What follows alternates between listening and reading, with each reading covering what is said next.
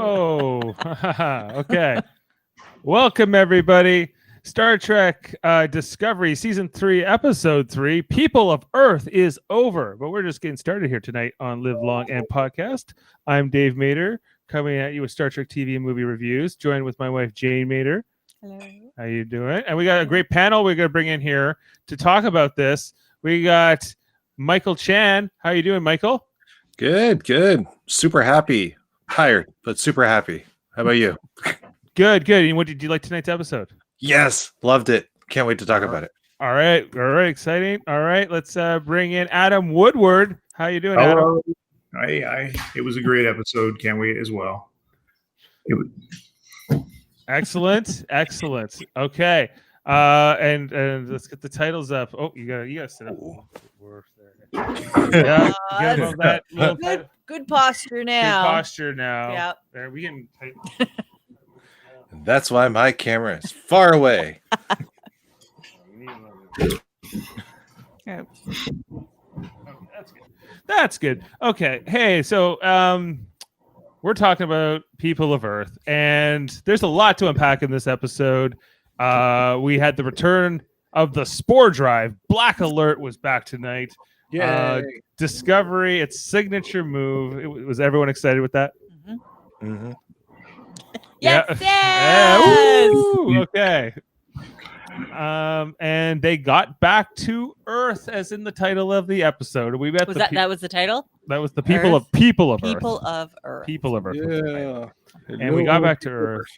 The United Earth and Captain starts. There's a difficult name as well. Ndoye, I believe. Ndoye, right? No, it's not that difficult. Okay, so Captain Ndoye of the United Earth, and Earth is out of the Federation, as we also found out tonight, because this was the reunion of Burnham with the crew. She's been here for a year, but they just got here, so it's they're in very different places throughout this story. There's kind of the Burnham story and what her issues and what they're struggling with. Jane, what did you think of? I guess Burnham's journey in this episode, like in terms of her, like and how her character is more in this time, and is. I think it's good. I think I like it. I like that she's lighter. I like that they even recognized it. That Tilly was like, "You're just happier, lighter," and I hope that's gonna stay. I think if that's by design, that they knew that. Like Michael was never my favorite character, and I'm liking her a lot more this season. So I have no problem with her at all anymore. So I'm liking the change, and I hope Book, we see more Book. I hope he's not going away. You were enjoying the Book and Burnham. Yeah, I'd like to see them together.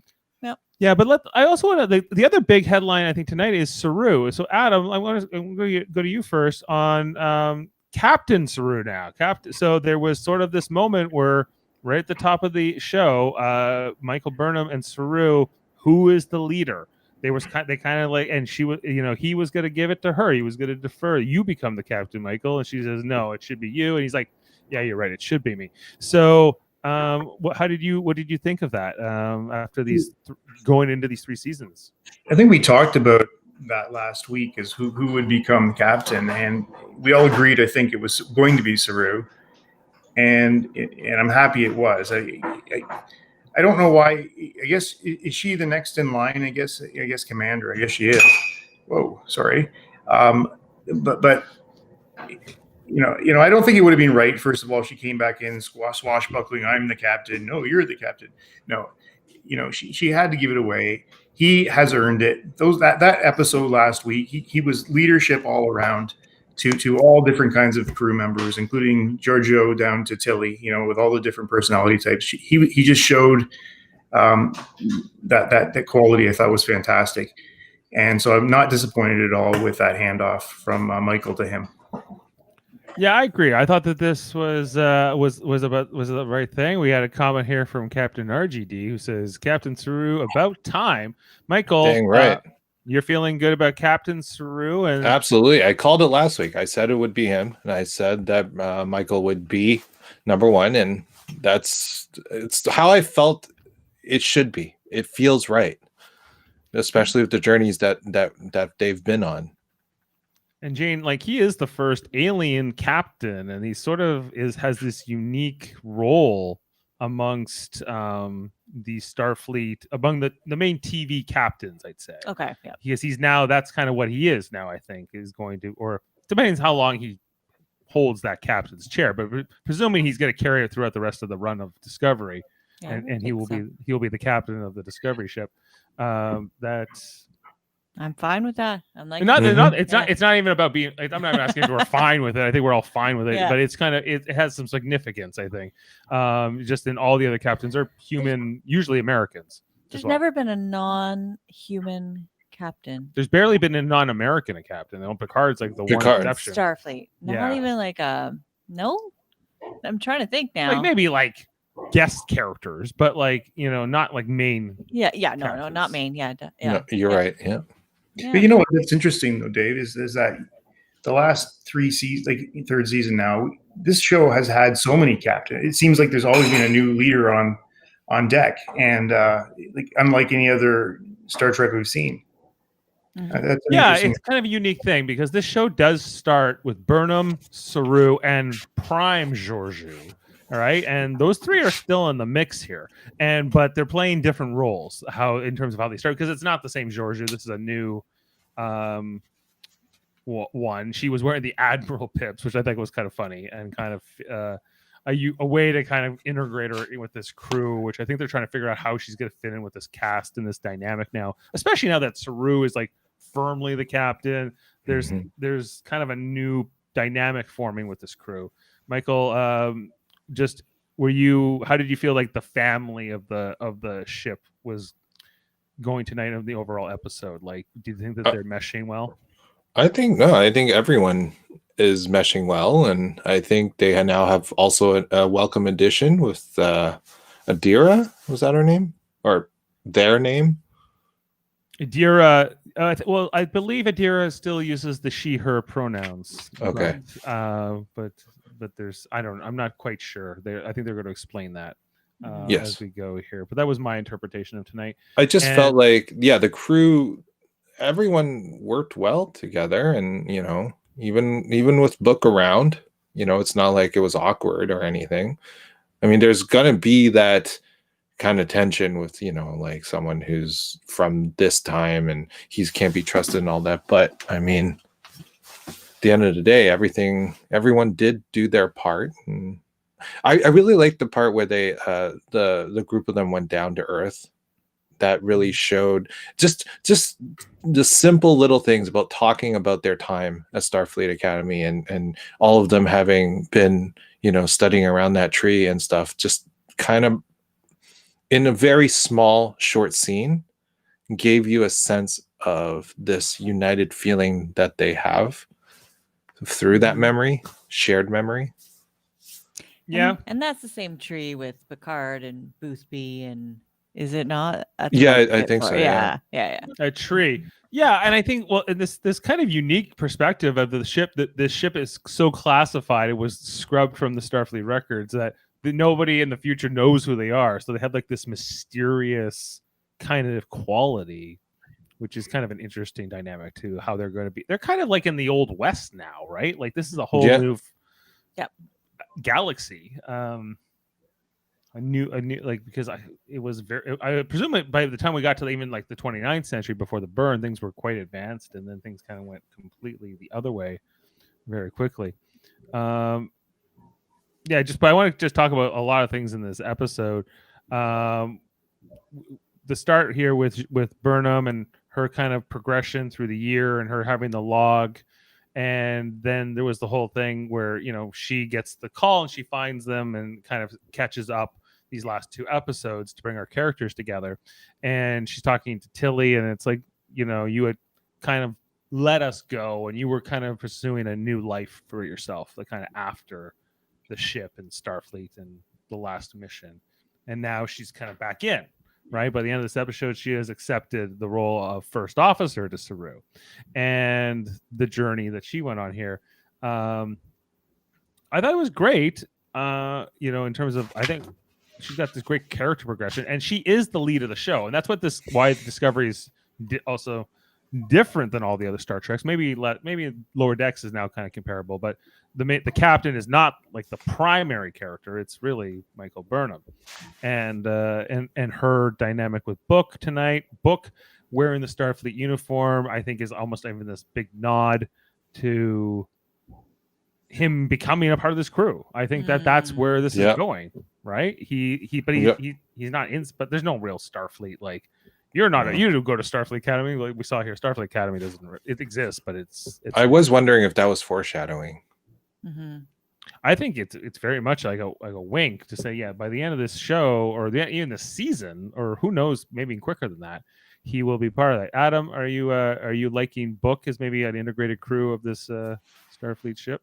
A couple things there. You we already touched on the tree and that camaraderie there, but there's still the weight of Starfleet. And when Michael and Book put the uniform on, they changed. The conversation with Tilly was before that happened, and then you could see them do it, and it was like as soon as they attach the comm, it just seemed to stand straighter and become more formal. And I think it was definitely done on purpose. For me anyway. There's a pride to it, right? Right. I mean, the uniform is everything in Star Trek, right? And what's one of the many things that we've all talked about before. But I just think that became a big defining moment. Yes, Book became a member of the crew at that point. The guy, he's not smart ass. He's just there. And so far, he's been pretty good. And then the other thing I just wanted to mention there too with him, like, he's already been helpful. He's already in there. He's not saying you can't take my ship. He's just right. I'll do anything you need me to do. And I also like the fact that there doesn't seem to be a romantic thing going on there. It was pretty cool. Just friends. Because Jaemeel Robinson actually made a comment about So Book never compromised Michael, buddy. Right. We don't know how compromised Mike. No, wink. His comment here is, if you're listening along on the audio, we don't know how compromised Michael has been since she has been gone, alone in the future. So Captain Saru makes sense. I thought for many reasons Captain Saru is the right choice. But I got the impression that she did some non-Starfleet things to get things done. She was kind of roguish, and she was kind of doing. She was kind of like doing whatever for a while. And then Jaemeel also says, I am surprised that they never explored if people wanted to stay on Earth, that the crew that was there. I don't think they'd be allowed. Yeah, they said they were allowed to visit. Like that was Captain Ndoye being kind of nice. Like, your people can visit now. You helped us solve this kind of like conflict we've been having with the people of Titan, which is just in our own solar system. So that's really giving you a sense of how desperate things are, I guess, or just it's kind of a whole new world. Smaller their world is gone. Like going even within just to your own solar system, and then you're fighting your own people. Humans are fighting humans here, and let alone they're not even yet. Humans aren't even united, let alone with all the members of the Federation. But that the Federation had left Earth because it was like this big, huge target. That's explained in this episode. Like Starfleet headquarters, more specifically, being on Earth was not good because I wonder who's targeting them. If I guess whoever didn't like the Federation and Starfleet, who wanted to sort of knock them out after when they were vulnerable when the galaxy's in such a fragile state, right? Or not just the galaxy, presumably the whole universe. Anyone thought the actor who played Wen, once his helmet came off, his acting was phenomenal. With what little screen time he had, his facial expressions, and especially in his eyes, you can see everything in there. I'm just like, damn, you did a good job. Yes, this actor's name is Christopher Heyerdahl. He's a Canadian actor from Vancouver, and he's actually he's been in shows like Supernatural. He played a character in that was specifically like Demon back in like season 4. I've seen him in a bunch of stuff, and he is amazing. And he was great in this. Like even that we having that strange futuristic helmet thing he's wearing for most Black Manta helmet. Yeah, the Black Manta helmet. Yeah, he looked like Black Manta. It was fun. He was really good. Like there was the episode moved really well. We get one second before you move on there.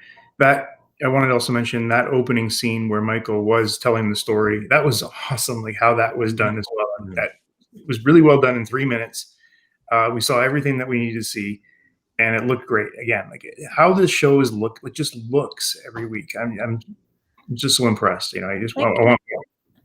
Have they had a change? Like, I haven't looked into this. Like, different writers, different, like, what's changed? Or is it just that they're now have more freedom that they've gone into the future and there just aren't control? There's a telling few you, things going on. Because it's great. I'm telling you, it's doing post at home. It has to be. Yeah, you mentioned I'm that. kidding. Yeah. Post from home. Yeah, I think there's a lot of things going on, but the new showrunner, I don't know how long she's been with the show. Erica Lippold or something. There's a few new writers on the show, and I know the new showrunner, whose name escapes me right now. I think she's taking the show in a new direction. I think just being in this new time period and they get to reset everything on Star Trek, right? Did you see who directed this week? It's Jonathan Frakes. So It was? He did. Oh, I missed that. Yeah. I thought this one was by the other director. Pretty sure I saw his name up there. Directed by Jonathan Frakes. It is directed by Jonathan Frakes. You're absolutely right. Yeah. Oh, he did a good job. He did a damn good job. Yeah. Like it. So enjoyable. So interesting. Like I was just... It felt like such an amazing, like it felt like Trek. It just felt like it. Yes. Right. Well, now that they've back to Earth and they get this sense of connection through this tree, that their planet still exists and it's relatively in the shape they sort of knew it, but but a lot's happened and it's not really the galaxy they knew. So now they're going out again from here, right? But I guess we have to that's more of the ending. We still have to talk about a lot in the episode. I mentioned the black alert at the top of the show. We got to see the spinning ship. I think that the fact that this is a galaxy that it's very hard to get around because of the scarcity of dilithium, and this spore drive gives the Discovery this massive edge in this time that no one else has, because it's a technology no one else has. Michael,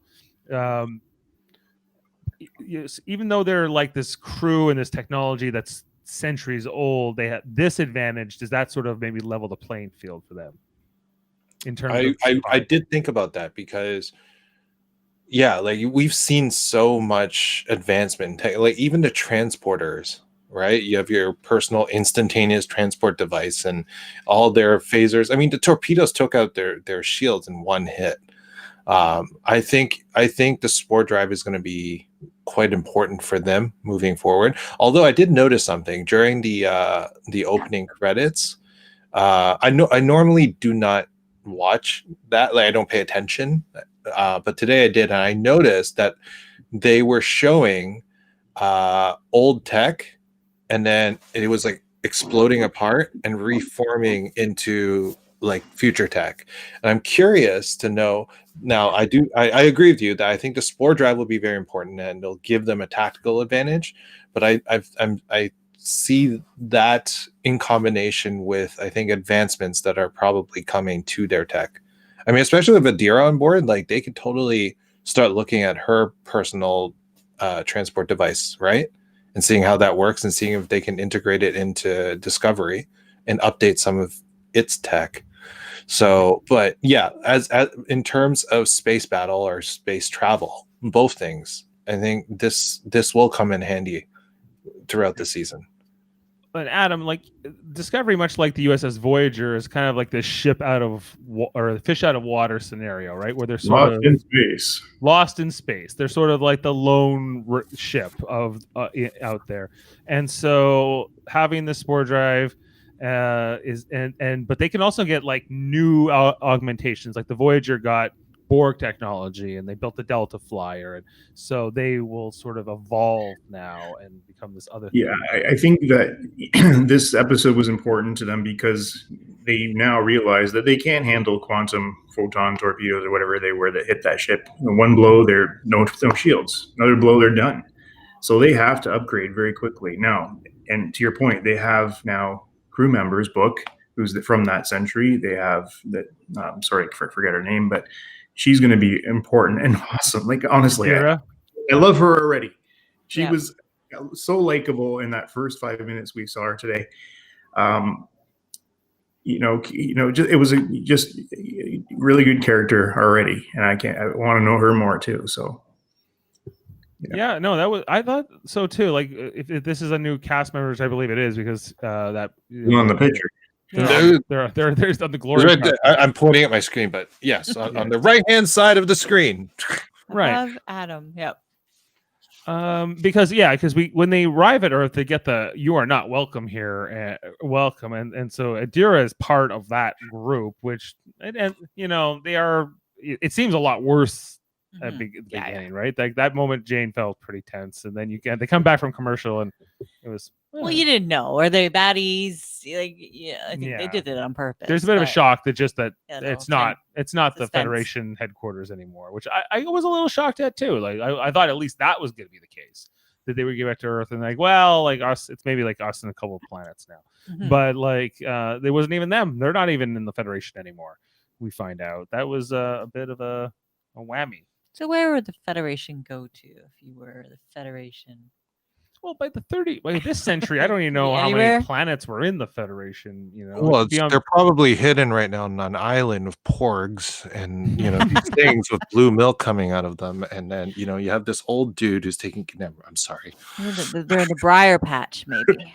They're on Risa. Risa is where the Federation went, and they're all like. There's so many planets in the Federation, including Trill, which was interesting that this all got brought up tonight. But I guess what? Yeah, and I guess Michael Burnham's time, like in the year they're from, the Federation's understanding of the Trill wasn't what. Yeah, that threw me for a loop for about a half a second. I'm like, what? Why don't they know about the Trill? But yeah, I guess they just don't know that. They just didn't know that yet. Yeah. But there's no reason that doesn't contradict anything. That's just not. No, it's actually establishing now a new canonical thing. Yes. Anyway. And I just want to get back to Adira, because I think Adira plays a big role here in the show, because after the Black Alert and there's all this banter with Tilly and Stamets and them kind of bouncing off each other as they do, which I think they do well. I think that I find it entertaining. Everyone else agree? What? Tilly and Stamets? Tilly and Stamets, they got a good banter, I think. Yep. Yeah. Tilly's growing on me too. Yeah, and the cake is eternal thing was just French kiss, right? And then Adira is part of this Earth inspection force, because I guess there's this really tense moment, but I feel like they defuse it, because basically they're kind of overpowered by these people, by Captain Dodoye and her group. Like they kind of have to go, okay, well, fine, and they kind of roll with it. Did we get the name of the Trills, the symbiote's name? Well, that would be this Admiral. The Admiral. That's the Tall could be the symbiote's name. Okay. Right. Just wondering if it could have been a Trill that we knew, symbiote that we knew. Not that I know of. We talked about the Admiral Georgiou, and we talked about Stamets and Tilly. And we talked about. Well, there was fucking burn. Sorry. Nothing. Okay, Adira, I'm sorry. Jaemeel Robinson made an interesting comment. He thinks the Federation's on Bajor. It could be on Bajor. I think it's on Risa, though. Rise. I think it's. Why not? Why can't it be on Risa? Risa's a Federation planet. Yes. So it's like the Hawaii of the Federation. Yeah, well, Bajor is way out there, kind of on the outskirts. Yeah, right? It's on the Deep Space. It's a Deep Space Space Nine. Yeah. I think that Samantha and Rutherford helped increase the transport speed. Who's Samantha and Rutherford? Isn't that the snarky engineer? Isn't it? What's the Samantha Rutherford from Rutherford from Lower Decks? Lower Decks, but that's a man. Booker and Georgie. I'm losing you, Captain RG. So just to get back to the episode and the Adira character coming in, I guess the only thing that I'm still kind of trying to process from tonight was that it's she's human, right? Adira? I believe so. But with a Trill symbiote? Yes. That's weird.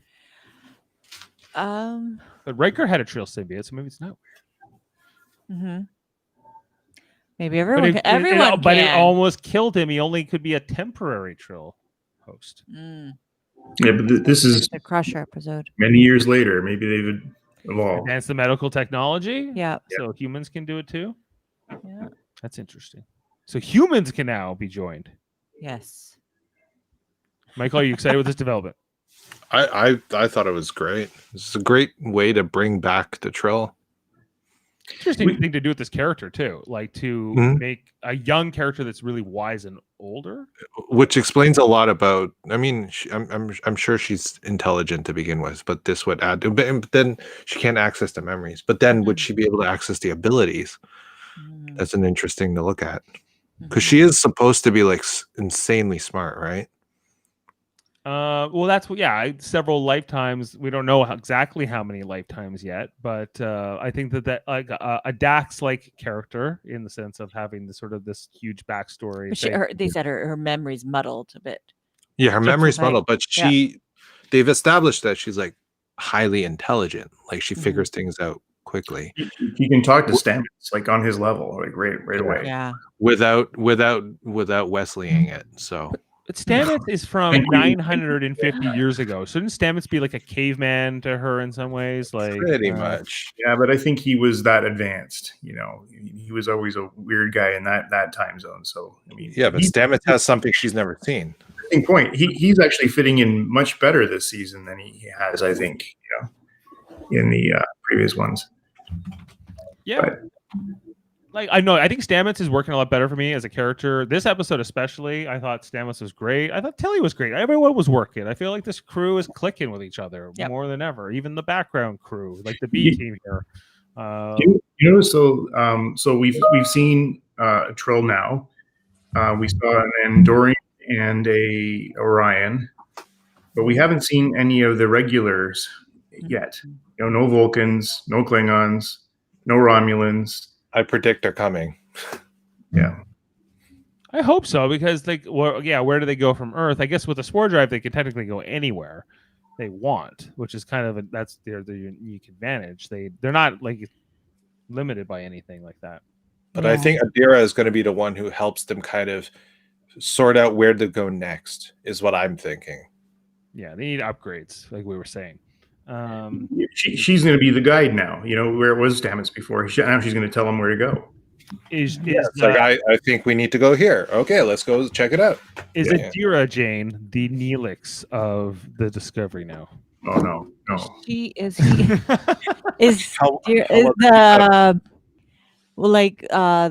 Spock, the Data, that character, or is that what you're saying? Is that who she's feeling? No, the seven? Neelix, I said. The Neelix. The guide. Like, I know this. Oh, the guide. Or is that more of the book? Outsider, the outsider. Assuming Book comes back next episode. Yeah. Assuming that Book becomes a member of the Discovery crew. That's what we're all kind of assuming. Yeah, but later. I think Michael's been around. She knows, so she's the guide. Now. She's that role? Yeah. She's the Neelix? She's the Neelix. That's my new term. Break out her pots and start cooking. We're good, Yeah, don't burn the flambe or whatever he's up to. So is it maybe like all the empires, like Romulans, like everyone just went back to their home planet? Like that's what it's like now out there, because they can't fly around. So that's where the Romulans are. Like everyone's, or what do you think? Like I don't know. Is there a major player?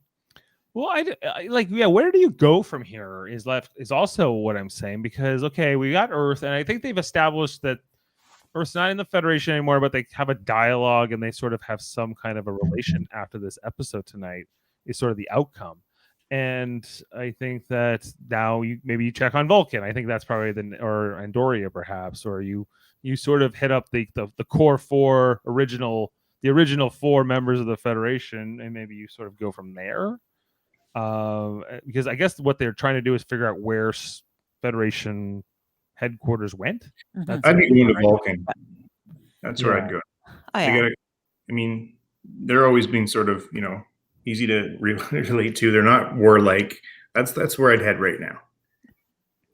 Okay, yeah, and we'll see if that's the natural thing they do.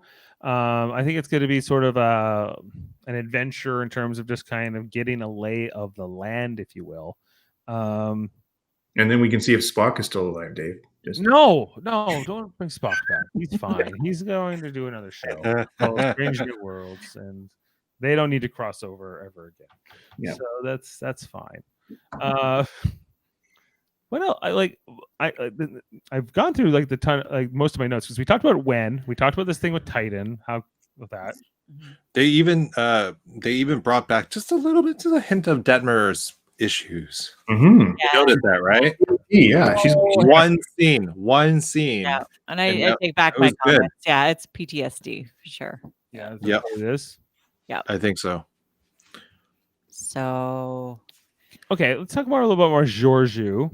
I think because we talked a little bit, like her being in the Admiral uniform was kind of fun in terms of this little charade they were putting on for the Earth inspection. But is she going to long-term fit in with this crew? How long is Georgiou around for? Because this is Mirror Georgiou, and she's. Do you think she would sell the dilithium, and then that would be an episode where they lose it all and they have to go? They can't go to warp, but they can still use a spore drive. Like, I could see that happening. Georgiou making a deal with someone. She fits into this new world they're in a lot better than the rest of the crew, though. Right? Well, I guess like her point is like, you guys are too naive, you're too innocent, right? But can she long term have a place amongst them? Is what because she like I was getting there. I think at some point she's gonna leave. Not leave the show. I think she's gonna set off on her own at some point. That's my prediction before she realizes she needs them and comes back. Because that's what I meant by like, because she this world fits who she is a bit more, right? It's there's no Federation, there's none of that. She doesn't need to be with them, at least in her mind. I'm thinking that, like, and she's seen what's happened to Michael, right? There's this freedom to her. Yeah. So I'm wondering, maybe like you say, maybe she'll try to sell the dilithium or whatever it is. I see her leaving just for a little while before coming back. Even if it's one episode where she leaves and comes back. I just think that's eventually it's coming. Yeah. And Georgiou's a leader again. Like she doesn't like being told what to do. She doesn't really listen anyway. Mm-hmm. And I think she'll find a group of people or aliens, whatever, to lead and take, some kind of action. And it could be as far as like the Discovery has found some race is going to be battling them, and then she comes in and saves the day behind the scenes, flanks them out. I don't know, but I agree she's going to leave the ship, maybe and take Bookship, because now that's available to her. But she'll be there, but she'll always be coming back. Comment here from Jaemeel on Georgiou. He's saying, I think Georgiou's connection with Michael will be strengthened because of Michael's rogue year and this new perspective. I guess what they keep trying to allude to here is that Mirror Georgiou has some kind of mother-daughter relationship with this Michael Burnham. I still don't know if I fully accept that myself, because I don't think it's earned enough, and I just think that Mirror Georgiou's backstory is too nefarious, like overall. She was the emperor of a brutal dictatorship. She ate Kelpians. Like, I don't know. It's kind of weird. So but she's like, if she didn't have that so much, I think I would like this character more. I just think that the way that she's introduced, you just can't forgive her. I can't forgive her. No, it's like cannibals. She's like a cannibal. This is how TV is, man. Like, if they can face turn Regina from Once Upon a Time, they can face turn Georgiou. They face turned her. There was a wrestling. Well, she's a tweener, yes, but I think they face turned her. All right. Jameel's also saying here, Romulans and Vulcans probably came together, especially after what happened to Romulus. That's a possibility. Like, we don't know a lot about things. Well, like, Picard gave us a little bit of insight to what was going on, at least in the late 24th century. Mm-hmm. But we don't, like, the whole Star Trek timeline is kind of we're getting little glimpses into it. It's very fragmented at the moment. So all we know is the state of affairs by this time, which I guess is all that matters now, because I guess it depends how you look at the story of Star Trek. So what they were saying though is that the dilithium became scarce, and then there was only a little bit left, and then it all exploded. Is that what they said? Any ship with an active warp core, because it all became inert, right? Yeah, I like Stamets' reaction. That's impossible. That can never happen. Impossible. Well, there's a mystery right there, right? That is just They got to clear that up too. Yeah. Is that what they're? Because that was their other thing. Is like Burnham's like, I'm trying to solve this mystery. Why does she feel the burden? Anybody who wants to take this? I think that's a great question, but I think she feels the burden because she doesn't like the timeline. She wants the Federation back. She said that right in the beginning of the episode. I need to restore order here, and the order is the Federation. So we need to put this back together in some fashion. So I guess figuring out what happened with the burn is where you start. Right? She's the Kevin Sorbo. She's the to the Andromeda reference I keep making, that which was a Gene Roddenberry show, I believe, right? So I guess it's okay. Well, and I get it. Like, they feel like they're the only Federation people still alive, that they're the only ones that really remember what it was. So it's their responsibility to bring it back. Can you imagine, like, someone from the British Empire came to our time and was like, what the hell is going on? We need to get India. We need to get Australia. All these, we got to get the gang back together here, guys. This is not right. And we're all like, wait, that was then. Like, get out of here. I don't know if this is. There is the mysticism and the almost religion about remember that guy Cal in last week's episode who talked about the Federation. The Federation, they're going to come for us. Like, there is that desire to have it back in, I think, with some people for sure. But you're right. You're right. British Empire today, nah, not so much. No. Right. So if they're embraced, and like, no, we've been waiting for you to come back. The legend of Starfleet and the Federation is sort of permeating throughout the galaxy, and it's just waiting for these like people who are living in the dark to be sort of. The British Empire did a lot of bad things. I don't know if they think that the Federation did. I think they showed that how they what's that guy's name? The man that took off the helmet and Earth. They made him get together and talk and make everything okay. Like, that's Federation in practice. I keep feeling like the last 3 episodes they continually say things that I think is almost like what the audience is kind of saying, is putting Star Trek back together. Yeah. That's what it's the sense I keep getting when they do these speeches. You said yeah, that's right. I think that's very astute. I think that they kind of almost did break Star Trek in some ways, and maybe this is Kurtzman trying to put it back together a little bit too, right? Or building his own version. It's also acknowledging things that, like, criticism, like Michael Burnham being a really heavy and not very hopeful character at the beginning. And like this episode, they just verbally said, "Oh, you're so much lighter." But I mean, we noticed that, but like, it's just nice to see them acknowledging stuff for us while still making sense story wise. Like that's really good work when you can do that. Question here for Jaemeel. He says, doesn't it make sense that they will meet the remains of the Federations, but it has strayed so far from the path? It could. Oh. I think that's I guess where the writing takes you, is maybe my answer to that, because it could be close, it could be far. They said that even coming here from wherever Burnham meets up with Discovery, and they did the Black Alert, so it didn't matter. But whatever they were in a different quadrant before is what sort of allude to, right? Like this is the Alpha quadrant, let's say. It's actually the Beta quadrant, but that doesn't matter. And so maybe they were in the Delta quadrant when Michael Burnham crashed on that planet in the first episode. I don't know. Or the Gamma quadrant? Oh. I don't see any. No. All right. Far from home. Mm-hmm.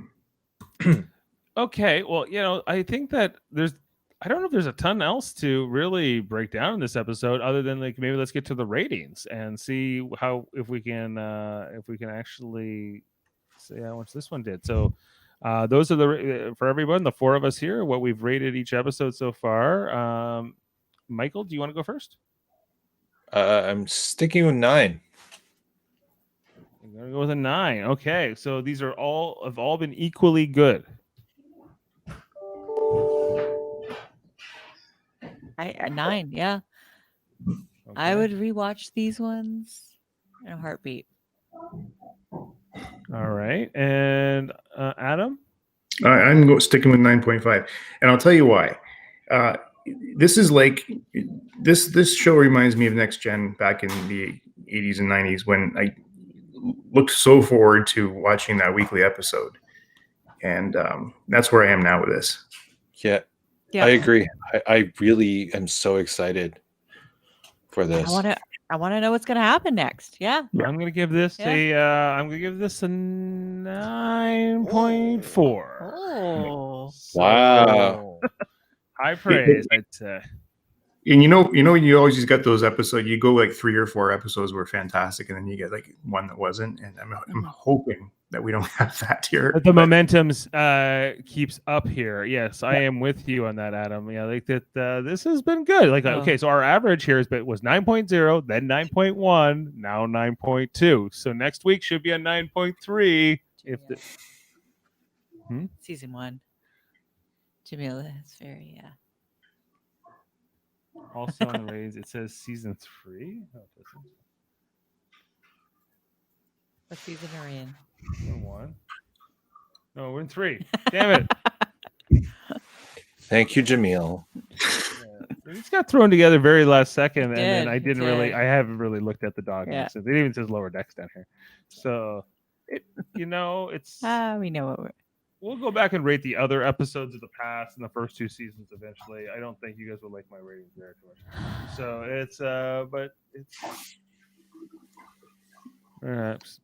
all right, and thank you, Jaemeel. Okay, here's a question: should they be worried that if the archives that Control was interested in somehow, I don't even want to keep reading because it's about Control, but it's okay. Somehow, should they be worried that if the archives that Control was interested in somehow become self-aware with integration of future technology? Should they be worried? I don't think so. This is not going to happen. Yeah. What do you think? The writers have gone down a different path this year. This is not going to happen. I will only say that the only way I will accept that is if it's a nod at Terminator somehow, and they just end it right there. Just one episode, just get it over with. Time travel, sentient robots trying to destroy everyone. Yeah, Terminator, just get it over with. And we're saying that short track with Book is just not connected at all, right? Remember that short track with him on I Discovery? do remember it, but it doesn't seem to fit now. No. It doesn't seem to. I don't. I'm gonna go watch it this week and see. Yeah, I need to watch what you guys are talking about. I haven't had time. Where he was dancing with the ship. Yeah, I know it. I just want to watch it again. Want to watch it again? Yeah, to see what. It unless he forgot about that Mm-hmm. somehow, but it seems that's weird. And so I can see him in his character to dance. I have no idea what you're talking about, but yeah. But you would have seen some kind of recognition when he walked across the bridge or something, Yeah, Michael, you need to watch the short track. Really, I'm not going to tell you what the whole thing is about, but it's basically he's encountered the Discovery before, presumably, because that short track seems to take place before any of this stuff does, but maybe it doesn't. What? Oh, I thought. We should rewatch it. We should rewatch it because I always got the impression it takes place before these events, but maybe it takes place after those events. No, because it was that. I don't want to give it away, but with the not canon comment. Okay. Well, short tracks are canon. Are they? Wait, is that confirmed? Jaemeel, do you know that for sure? Yeah, they're canon. For sure, they're canon. For sure, they're canon. For sure, canon. Yeah. Okay. They're live action. So they're even if they weren't, they're TV, so they count like everything else, whether we like it or not. That's canon. Yes. Anyway, so I'm excited for the next episode, which name we won't talk about, but this was really good, guys. I had a lot of fun. I think that this crew is gelling. I think that they got this whole new world to get out there too. It's almost like it's in some ways it's like almost like Enterprise, because now they're starting from Earth and they're kind of going out on the road again. The great unknown. The great unknown a little bit, and maybe they can kind of we see like you don't just to take it off of screen here for a second. You see here, like with the little, this is the main graphic for the season with the main cast, and this is a little bit cut off, but Michael Burnham is holding up the Federation flag, a little bit tethered, and so I guess that the premise of the season that I'm getting is that they are going to be rebuilding things, or they're going to be trying to maybe like they made these connections with Earth, and maybe they will convince Earth and a couple other planets to join together in the near future, and sort of do that. So it's kind of a where I was going with it was that it's fun. It's a good show.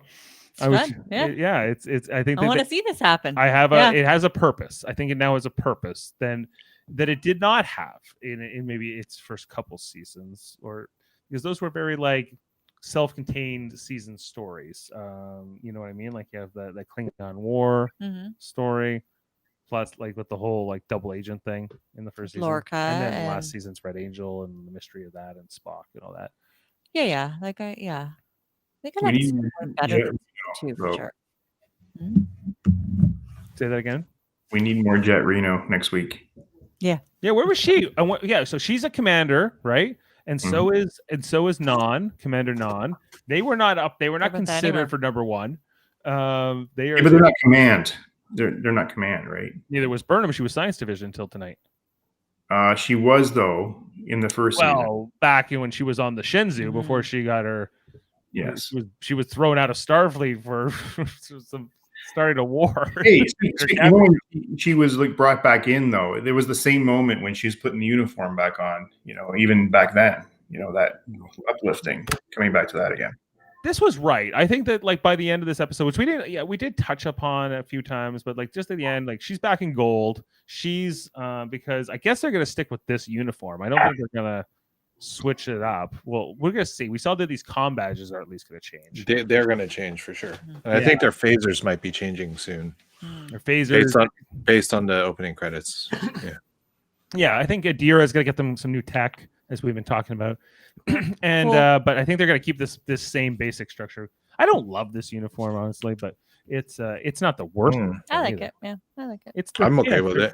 They're like little like Lululemon jumpsuits or like something going on. They should be black. That's not the blue. That's all. No, we want happy bright colors. Okay, I don't know. If it's a preference. You have Enterprise. Those are blue. No, and I don't like those. They're the worst uniform other than these. No, but there's precedent, right? There's precedent. There's it fits. It fits. It's not my thing. Yeah. Right. I like the black with the 3-color scheme, like with the yellow. I really like the Captain Pike uniform that they had in number one. I like those. Yeah. Because that was like the hybrid between this and the old. My concern with black is they would look like X-Men from the movies. Seriously. In this particular like structure with like the shoulders, the way they have them and all these things, yes, you're probably right. They with the piping around here and all that. Yeah, it's fine. Okay. So I think we're gonna wrap this one up. If there's no other we got I like that. comm badges into the new that makes sense. That's be cool. Well, I think they're setting that up, right? So now that will be something Discovery has. Is not only do they have this spore drive, but they have these. Everyone will have a personal transporter, and they'll just be popping around, and we'll probably get some cool scenes, action scenes with just that kind of like Nightcrawler, Banff, everywhere battle scenes. Yes, it's awesome. Yeah, you don't need to walk anywhere anymore. I'm gonna go, area to the bridge, no problem. Right. We said they're gonna get new phasers, new comm badges. I think they're gonna maybe because when you look at like Next Generation now and some of those shows, even the original series, you're like, this is not as advanced as it will be when they get to the 23rd century. If we're in space, if we figure out the warp drive and all that. But even aside from that, they do get the band back together, like.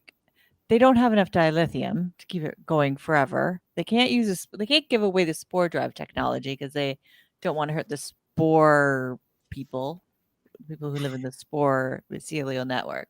So The how are they space going mushrooms? They call them space mushrooms. Is that what they're called? Well, that's what So- Georgia called them tonight. Oh, okay.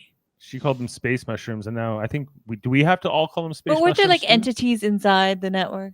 That's what she was talking to. Okay. The spores, yeah. Oh, tardigrades. To tardigrade. I thought there was okay. But There's both. There's like it's there was sentient life in there. the tardigrades are like a life form that live in the That they- mycelial realm, Yeah. which within the realm there are like spores, and then there was like that what's her name who called her Silly Tilly or Yep. you know Took that over one, Tilly. right? So what are they going to do? Like what tech? Well, I guess they're going to find new technology to get around eventually. Eventually. Okay. Yeah, I think it's kind of cool. Like we've been talking about, like there's all kinds of like what could happen now.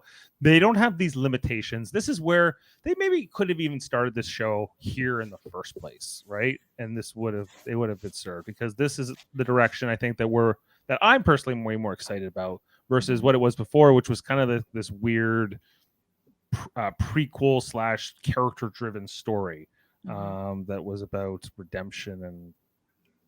Well, I'm just glad we're here. Yeah. Hey, I'm glad we're here. So thanks everybody. This has been a lot of fun, and it continues to be. So I'm always looking forward to the next one. Just to plug our other stuff, here on Live Long and Podcast, we do all kinds of things. Tuesday nights we do Deep Space Nine rewatches. We're in season 2. Wednesdays we do original series. We just did Space Seed last night, which was the Khan episode. It was the prequel of Khan. If you when he first met Kirk. I do that with Adam and Jody and my dad Jeff, my dad and Jeff. Jeff. Not my dad Jeff. My dad Ted and Jeff. And then here we do in Discovery. We did Lower Decks just before we did this season of Discovery with Jaemeel and Jeff. And then tomorrow we will continue to do our Star Trek Radio Theater as we're going to be doing an episode called Transfigurations, everybody, where I'm going to be again reprising for the 3rd or 4th time my role as Dr. Beverly Crusher. Oh man! And we got Kevin Millard playing John Doe, the Zalconian that's strategy. He's also playing the Zalconian commander, which I think is an interesting dynamic for him to try to tackle. And he's also playing Chief Miles O'Brien, and it's a very stylish kayak gear. Yeah, Jane, you're gonna be playing Captain Picard and Wesley Crusher. And Wesley. With that big grin on Wesley as he's happy his mom has met a man. Sorry, go ahead. What did you say, Michael? It was What? me Oh, acting. I was just gonna say, shut up, Wesley. Shut up. I need that as a sound clip. We got Ashley Millard playing Geordie LaForge and security officer with this great pose here. And then we also playing as our narrator. And then we got Mott, our friend Tom Mott Dyrell, playing 5 different characters, something he's not had to do yet. So good luck to him. And we're going to see how this plays out. So, because I think he's had to do 2 at most so far. So I think I did 5 once. It was whoa. It's a whole other experience. Which episode was that? I can't see it in my mind. Yeah. I said, which episode was that? I can't see it. Where the guy at the end is almost like a Jesus figure, and he turns into bright white, and he's talking with Crusher the whole episode, and they're after him, they're persecuting him, and he has the power to go through this and remember what it was. Well, hey, if anything, if we put this back in your mind to go back and watch Transfigurations from the end of the 3rd season in 1990, great. Anyway, so check that out. Also, Saturday on our other channel, Trivial Debates, we're going to be doing a Halloween-themed episode at 1 p.m. where Jane's going to be hosting. We know a whole bunch of Halloween questions. Yes. You want to tell some of those questions? No. Oh, okay. Should I? Well, just maybe give him one. Give him one as a teaser. Oh, we got Jerry, Chris, and Jeff competing. What's the best Halloween theme out there? The scariest Halloween theme, best song, and so on and so on. Okay, well, you check that out if you're into Halloween and arguing about movies and TV and all that stuff. And then our other channel, Super Mater Brothers Podcast, where we just finished up the Big Brother season finally. Whew. It was a long road. You're right, Jaemeel. It's been a long road. Jaemeel and I were up till like 1 a.m. last night finishing up that. So So check all that out. We also did Westworld earlier, the season 3 earlier this year, and we've done a bunch of other shows over there. So check all that out. Thanks, Michael, Adam, Jane, everyone. We'll talk next Thank you. Thursday about this show, and you guys have a great night. Bye.